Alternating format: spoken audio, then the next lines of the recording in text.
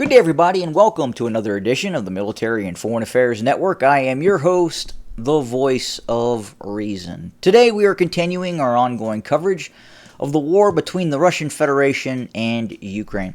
And today, I wanted to have a quick look at some of the headlines and maybe discuss some of these headlines that are coming out of the conflict. So, first headline is, and this is out of the UK, what happened to Russian General Armageddon? And they're referring to General Surovikin as Putin purge begins after coup. So first, was it a traditional coup d'etat? And that's difficult to ascertain. Could it have been a lead up to a possible coup d'etat if we find out that certain military generals were involved in this operation? Possibly. Was the operation by the Wagner forces, were they any real threat to seizing control of the government in Moscow? Overthrowing Vladimir Putin? No, we do not believe that was the case. There is a lot of information coming in that, in all probability, the Russians, meaning forces loyal to the existing government of Vladimir Putin, could have responded much earlier in terms of using kinetic force against those Wagner formations. Make no mistake of it, the Wagner units were in no position for a long-term conflict moving north, seizing control of Moscow. They did not have that capability. And Wagner, the leadership of Wagner, knew that. So I think in some aspect, what happened is really being played up in Western media. Now, obviously, is it going to have repercussions? It is. And I think we're watching some of those repercussions take place now. Is it a purge? I don't want to go as far as to say we are seeing a purge of the Russian military. I believe the Russian military, the Russian political leadership, is really looking at who did their duty and who did not. Who played a part, who didn't play a part. Who was quick to react, who was not quick to react. And then obviously, punishments are going to happen. Especially if you are a military leader and you neglect duties. It happens. If you are a Navy captain here in the U.S. Navy and you run your ship aground, no questions asked, you are no longer going to be a captain of that vessel. Just the way it is.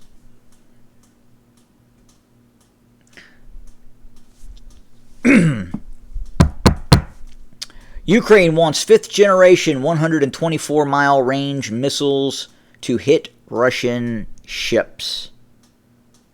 Interesting. Main event in counteroffensive still to come, says Ukrainian defense minister. Ukraine advances around Bakhmut.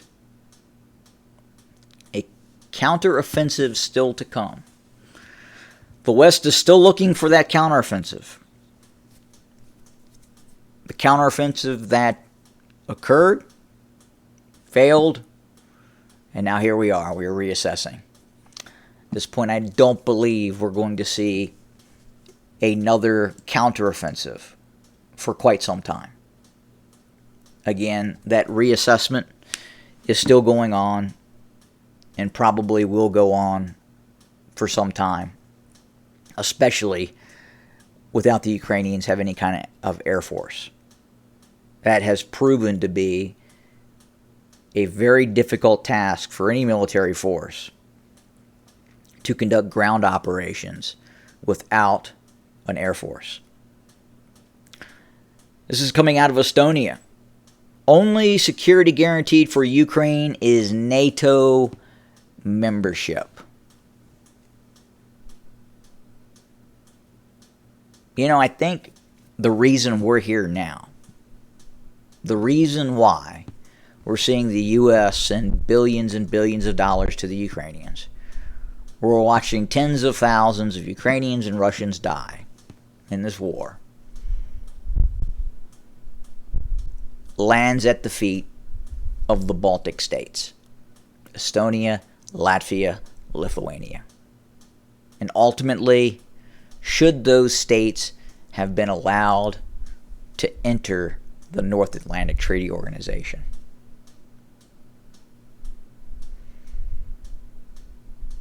Could NATO viably defend the Baltic states if it came to that? It'd be very difficult. And from a military aspect, it would be very difficult for NATO states to retake Estonia, Latvia, and Lithuania from some sort of joint Belarusian-Russian operation to seize those three states. Very difficult. Was there some other option that could have occurred in which we did not see those states join the North Atlantic Treaty Organization? Maybe. But at the time this occurred, things were different. Things were perceived much differently. But ultimately, was it a good decision?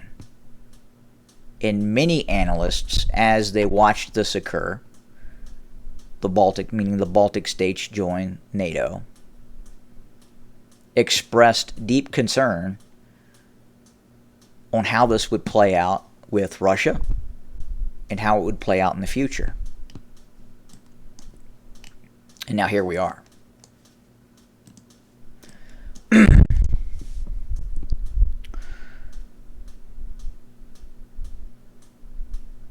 So there's an interesting article that I was looking at that was discussing how the Ukrainians were arresting certain individuals in Kramatorsk.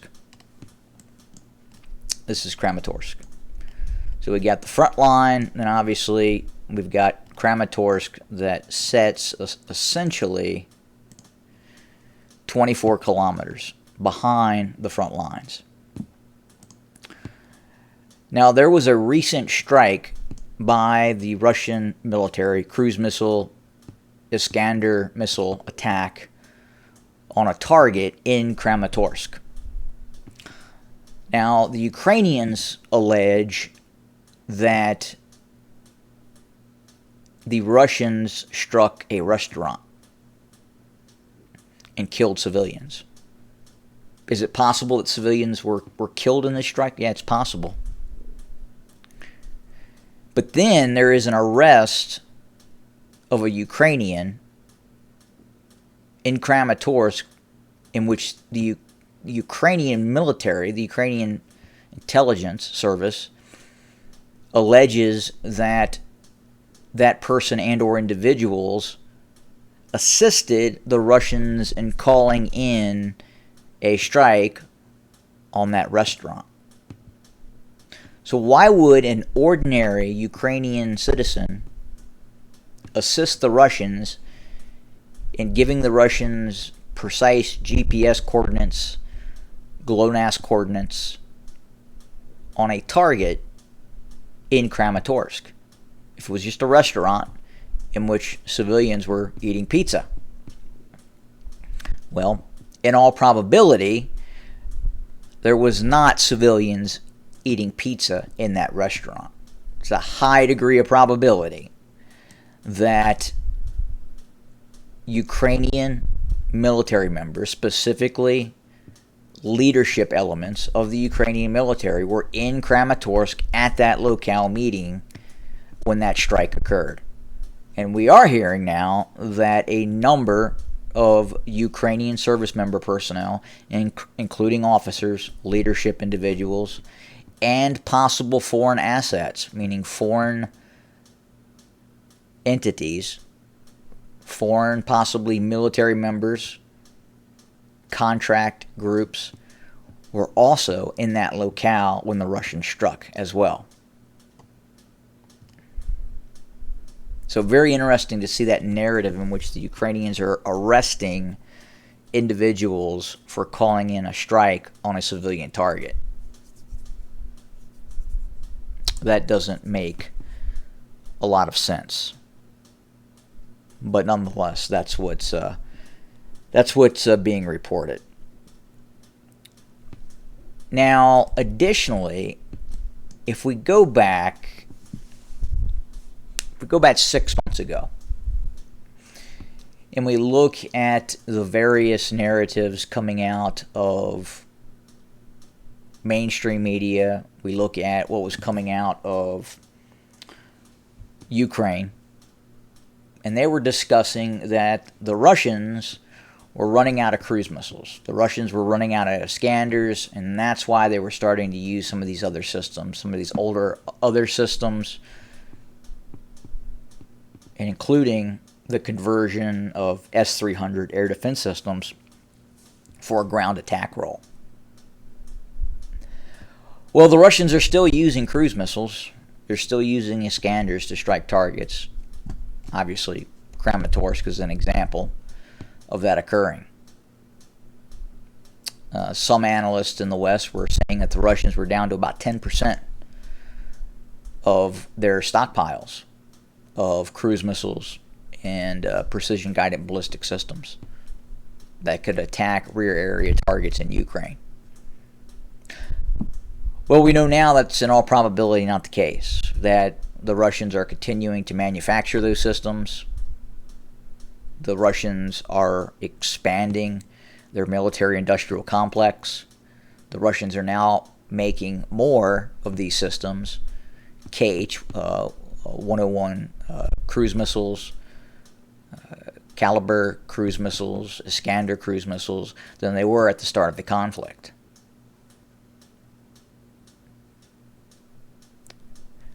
So, in any war,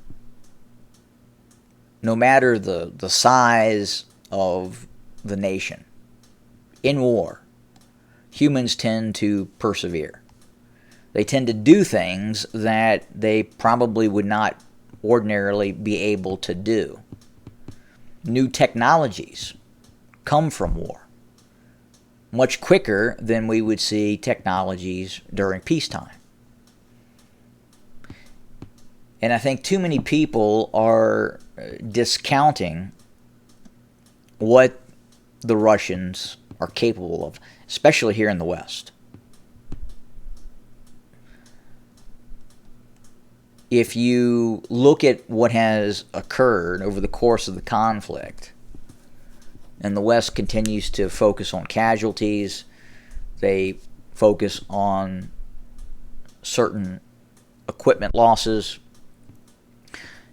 and then the message is essentially Russia can't replace that equipment. And it's very difficult for Russia to source supplies to replace that equipment. And that's very short-sighted. In all likelihood, right now, the Russians are sourcing a lot of their equipment from China, other nation states, India, and they're getting that equipment. And they're producing more and more tanks. They're producing more and more infantry fighting vehicles. They're producing more aircraft, helicopters. It's happening. But that's what happens in war. And then we're also seeing new technologies starting to be used. We're seeing some of the Russian doctrine changing as well. Some of the things that the Russians weren't doing at the start of this conflict, we're now seeing the Russians do. Now, and that's namely with the use of air power, drones, and precision-guided weapon systems. Right now, the way the current conflict is, the Russians seem to be quite okay with what's happening right now and using its air force and its abundance of artillery to degrade and destroy the Ukrainian military closer to the line of contact and in the rear. And that's what's happening.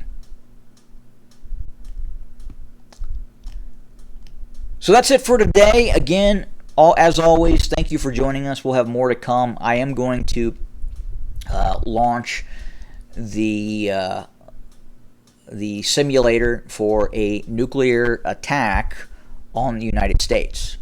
This will be a scenario in which there is an escalation from the current Ukrainian conflict, and then this simulation will show the strikes, the nuclear strikes, that could occur in the United States by Russian forces against the United States. Stay tuned. That's being created. I should have it up fairly soon. Again, thanks for joining us. Have a good day.